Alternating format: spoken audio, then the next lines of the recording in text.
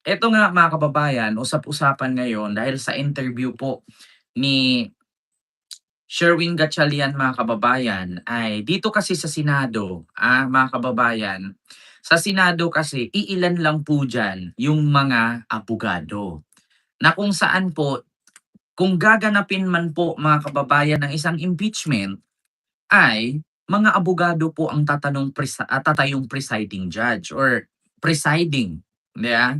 Oo. Kaya ngayon mga kababayan, eto nga ang usap-usapan ngayon kasi hindi naman po puwede na tatayo si Tito Sen, hindi naman siya senador, 'di ba? Hindi siya abogado, ang puwede lang maging presiding judge diyan mga kababayan ay either si Kiko Pangilinan, si Chis Escudero, sino pa? Sino-sino mga abogado diyan, mga kababayan 'no, na senador? So eto nga, mga kababayan, yung ating, pag-uusapan ngayon. Naku po, naloko na, mga kababayan. Naloko na. Si Cayetano, sino pa? Si Kiko, si Cayetano, si Chis. 'No, actually mga kababayan 3, 4 lang yata abogado diyan, si Bam Aquino, parang abogado ba si Bam? Pagkakaalam ko hindi, eh. Nanay Minda, hello po. Mga kababayan, paki-comment po kung sino-sino po yung mga abogado diyan sa Senado. Kasi nga ang pagkakaalam ko mga kababayan ay si ano lang, si Cayetano, si Kiko, si Chis. So, abogado lang po mga kababayan ang pupuwedeng tatayong presiding, 'no, diyan sa impeachment ni Sara. Si Marcoleta, ayan si Marcoleta pa pala. Si Marcoleta, si Kiko, si Chis at si Cayetano, 'no. Alam ko 4 lang sila diyan, eh. Sino-sino pa? Oo, so 4 nga lang. Kaya mga kababayan, 'no, pipili po talaga diyan yung mga senador kung sino ang magiging presiding judge. Ngayon mga kababayan, ito nga ang usap-usapan ngayon ng mga kakamping at loyalista na si Pia Cayetano ano ba? Ah, Abogado ba si Pia? Parang hindi yata, Hindi ko lang sure mga kababayan. Kaya ngayon mga kababayan, kaya ngayon ang DDA, ang mga kakamping at loyalista na ano ngayon, nati-trigger. Kasi mga kababayan, according kasi sa interview ni Win Gatchalian, sa grupo kasi nila, si Kiko at si Chis ang abogado. Sa kabila naman si Marcoleta at si Cayetano. So ngayon mga kababayan, syempre, kung sino ang majority, sino ang Senate President diyan, mga kababayan, attorney din ba si Pia? So tatlo nga sila sa kabila. Nadulas kasi mga kababayan, Ma'am Allen, Sir Henry, hello po, Nanay Minda, Ma'am Mary Joy, ayan, Ma'am Milagros, Ma'am Virginia, Ma'am Alma. So, ngayon mga kababayan, ang nangyari ay nadulas kasi si Sherwin Gatchalian. Sabi kasi doon sa interview na posible bang ang magiging presiding judge sa impeachment ni Sara o presiding officer sa impeachment ni Sara ay sino? So sabi ni Gatchalian, may possibility daw na si Chis Escudero. Ngayon mga kababayan, umalma itong mga kakamping at loyalista. Kasi mga kababayan, alam na kasi nila yung nangyari noon nung si Chis Escudero ang nag-preside, no, bilang sa unang impeachment ni Sara. So, yun nga ang problema mga kababayan. So ito po ipapanood ko po sa inyo. Like po tayo mga kababayan. So ito, ipapanood ko sa inyo mga kababayan na which is talaga namang hindi po na nagustuhan, no, na nasaktan po ang tainga mga kababayan ng mga loyalista at kakamping dahil sa nasabi ni Sherwin Gatchalian patungkol kung sino ang tatayong presiding judge, no, sa impeachment ni Sara. So, ito po mga kababayan ay mula po ito sa UNTV. Ito po mga kababayan, ito lakasan ko lang. parties and na-publish na po yung Ito po, mga kababayan, sabi nga ng sabi nga dito sa comment section mga kababayan, sana si Kiko na lang. Kasi mahirap kasi 'pag si Cheese, kaya nga ang daming nagsabi, "Naku, baka planado ito na ganito, ganyan." Kasi kung napapansin ninyo mga kababayan, si Cheese Escudero, sinabihan lang na traidor. Pero yung mga dati niyang kasamahan na senador dun sa grupo ni Cayetano, no comment. So parang planado nga, mga kababayan, parang planado nga, di umano.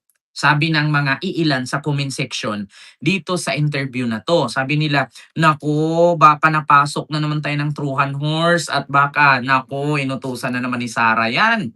Oo, naku, malinlang na naman tayo." Ang sabi, "Naku, kaya ata nagbabait-baitan." Sabing gano'n, naku, oh my God. Oo, eto ha, mga kababayan, pakinggan ninyo ha. This is in regards to impeachment. Nag-send na daw po kayo ng notice of pre-trial to the parties and na-publish na po yung new rules sa Chariot regarding the election of a presiding officer. Can you confirm this and can we get updates on the preparations for the trial? Kayo pa rin ba ang presiding officer? Yes, I signed the notice for pre-trial yesterday. So pinadala na namin yan both to the defense and the prosecution team. And the next step, they will send us their pre-trial brief containing the items in the pre-trial notice. So na-meet ko na rin yung ginawang pre-trial, ginawang impeachment internally para to make sure that preparations are in order. At preparations for the impeachment. Yung pagpe-preside, kayo prepared na rin kayo to preside?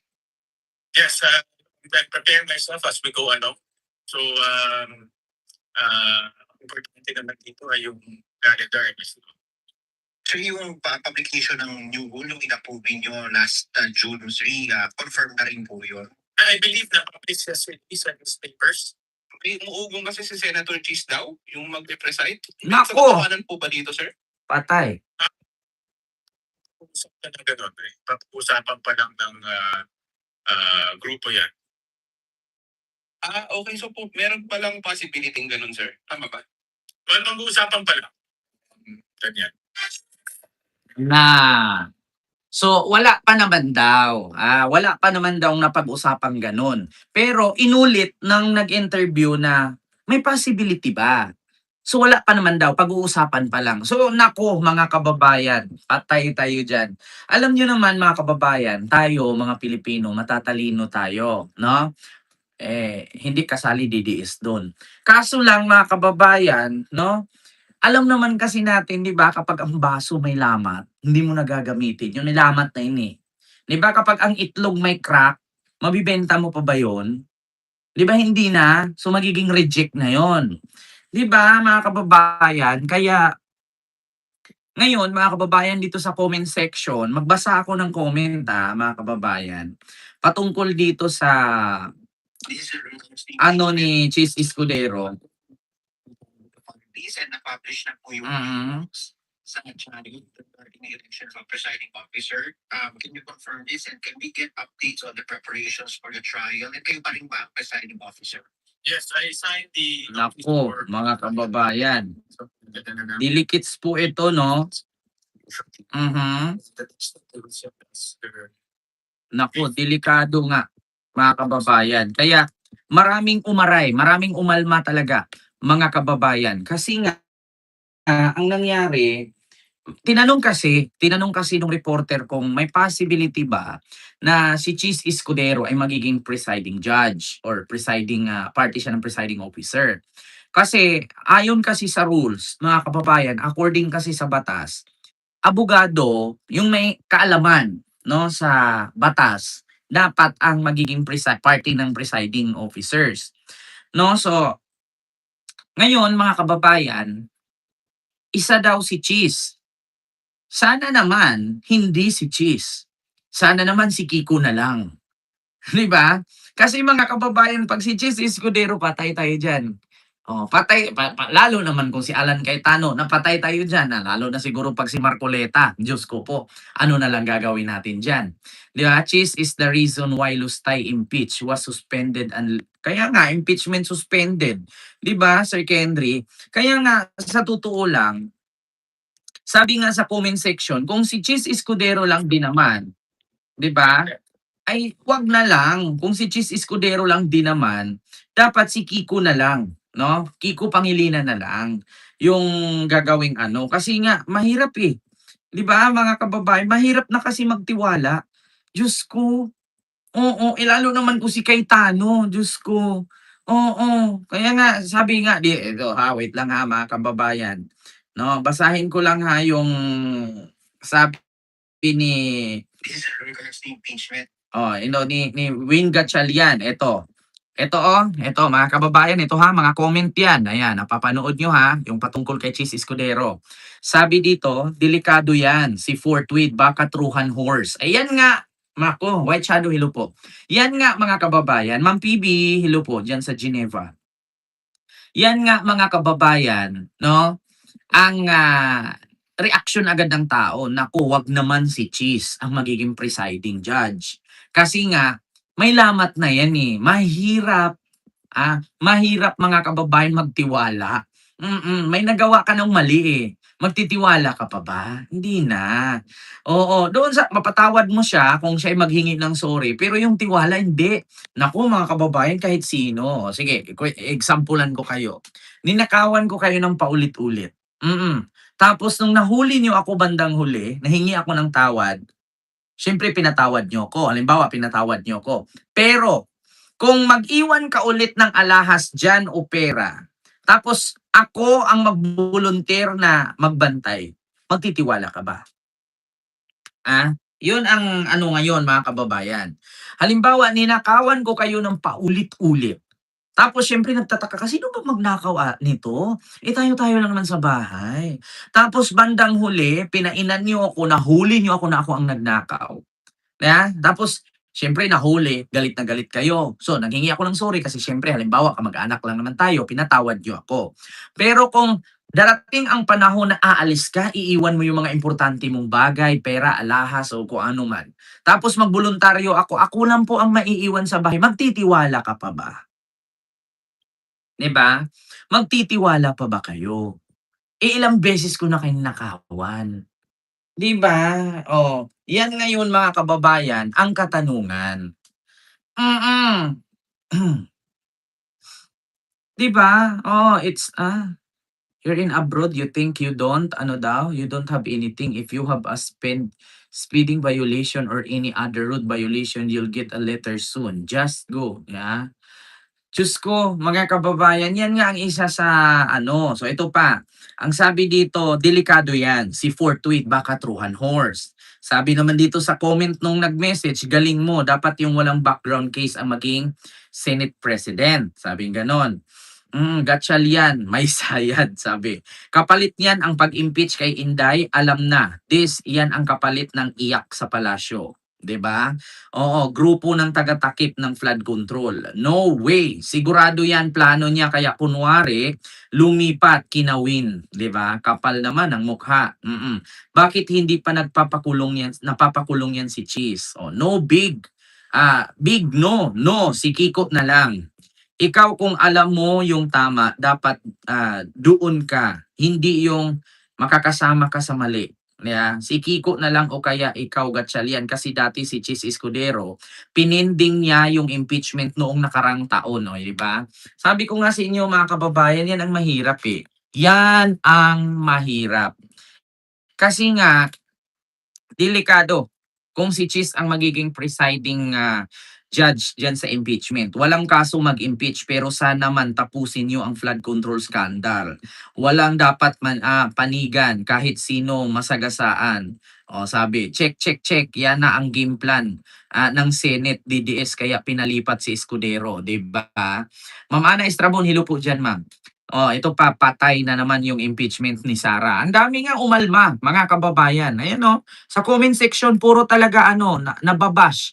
Nababash si Sherwin Gatchalian. No to Cheese, may dugong DDS yan. Pangit. Ingat kayo kay Escudero, baka truhan horse yan. Of course, Sen Ping Lacson don't want to open the Blue Ribbon hearing against because his boss, Sen Soto, will be exposed. Ayan na naman tayo. Sayang lang, ang ikaw magiging Senate President o ipasa din kay Cheese, di ka kasi lawyer. Sayang. Sabi ni Savan. Oo. Naku po, mga kababayan. Di ba? Mahirap, mahirap talaga, mga kababayan. Kaya, nako, huwag magpadala. Sabi nga ng palasyo, huwag magpalinlang sa mga nagpapakilalang banal-banalan. 'Di ba? Kasi demonyo ang kulo niyan. Mhm. Naloko na.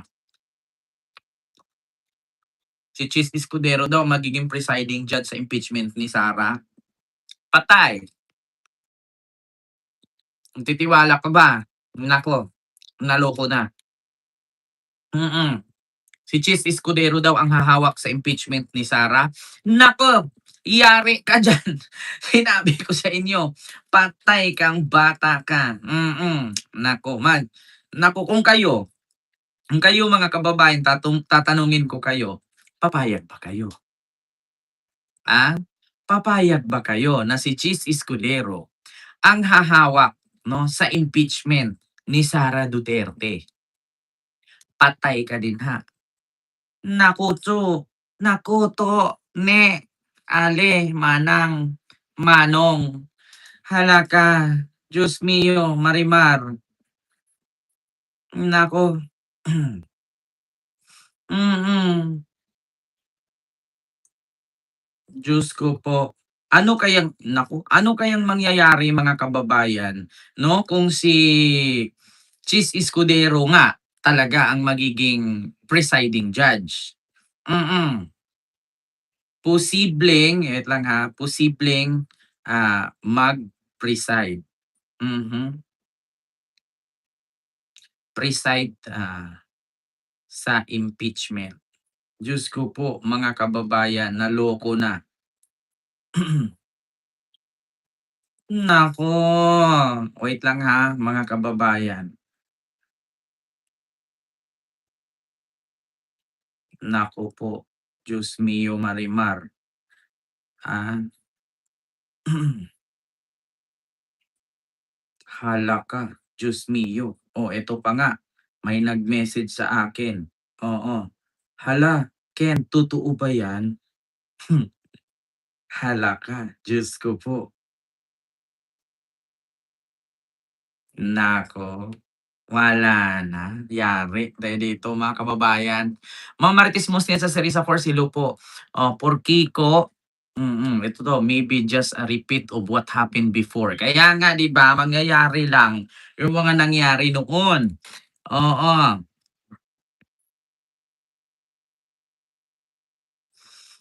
Kaya nga Mamila Alarcon, oo. Kung halimbawa man hindi ma-convict si Sara kasi hindi aabot ng 16 na pirma para ma-convict siya diyan sa impeachment, 'no? Pero mga kababayan, hindi po siya ligtas. Eto ha, sa mga, mga kababayan, sa mga nagsasabi na, "Paano yan Ken?" O sabihin natin tuloy ang impeachment. Kasi mga kababayan, ito po ha, ipaparinig ko po sa inyo ha. Mm. So, ito po ipaparinig ko sa inyo na sa July, ano ba 'to?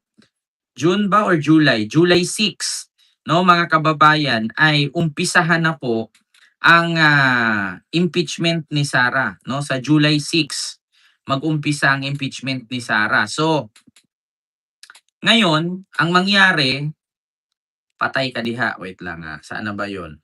Dito 'yun, mga kababayan, July 6 daw umpisahan ang impeachment, tuloy ang impeachment. Ito. Wait lang, mga kababayan, may ad. Impeachment committee released yung pre-trial notice yesterday. Tuloy-tuloy naman yun. Tuloy-tuloy naman yung preparation. Hindi damay ang schedule ng impeachment trial ni Vice President Sara Duterte sa nangyayaring hiringan ng dalawang kampo sa Senado. Ito ang tiniyak ni Senator Sherwin Gatchalian nang tanungin kaugnay ng ginagawang paghahanda sa nasabing paglilitis. Ayon sa senador, tuloy ang paghahanda para para sa impeachment trial na inaasahan sa July 6, lalo na't ngayon ay nasa kampo na nila ang operational management at control ng Senado. So pinadala na namin yan both to the defense and the prosecution team. Mama Jordan, hello po. Next step, we will send us their pre-trial brief containing the items in the pre-trial case. So, na-meet ko na rin yung ginawang impeachment internal team para to make sure that preparations are in order. At tuloy-tuloy yung ating preparations for the impeachment. Sa kabila ng mga paghahanda ng Senado para sa paglilitis kay Vice President Duterte, wala pang final na desisyon kung sino ang tatayong presiding officer ng impeachment court. Ayon kay Acting Senate President Gatchalian, nakatakda pa itong pag-usapan nilang mga senador. Wala pa lang kami na pag-uusapan na gano'n. Pag-uusapan pa ng grupo yan. Samantala, matunog naman ang mga pangalan ni na Senators Francis Cheese Escudero at Francis Kiko Pangilinan na parehong mga abogado bilang mga posibleng humawak sa nasabing paglilitis. Gayunpaman, sinabi ng senador na personal na rin niyang pinaghahandaan ang napipintong impeachment trial sa Hulyo. Yes, myself as we go, importante naman dito ay yung mandatory measure. Idinagdag pa ni Senator Gatchalian na pag-aaralan pa niya kung ano ang magiging batayan naman nila sa bilang ng botong kinakailangan para sa conviction. Jed Neresina, UNTV News and Rescue. Diyos ang aming sandigan, serbisyo publiko ang aming pinahahalagahan. Ayan. Hello po sa iyo, Ma'am Banji. Ayan. Sir Kendra yung kay Ma'am Winnie Fair. So ngayon nga, mga kababayan, yun nga ang ano ngayon. Kasi nga, si Kiko at si Cheese ang pagpipilian. Sana naman, yan, sana naman huwag si Cheese Escudero. Magtanda na tayo, Diyos ko. Sabi ko nga sa inyo, ang itlog pag may crack, hindi mo na mabebenta yan eh. Ang basong may lamat, di ba, itatapon mo na. Si Cheese pa ba kaya? Diba? May lamat na yan eh. Pag may lamat na, huwag na pagkatiwalaan. Reject mo na.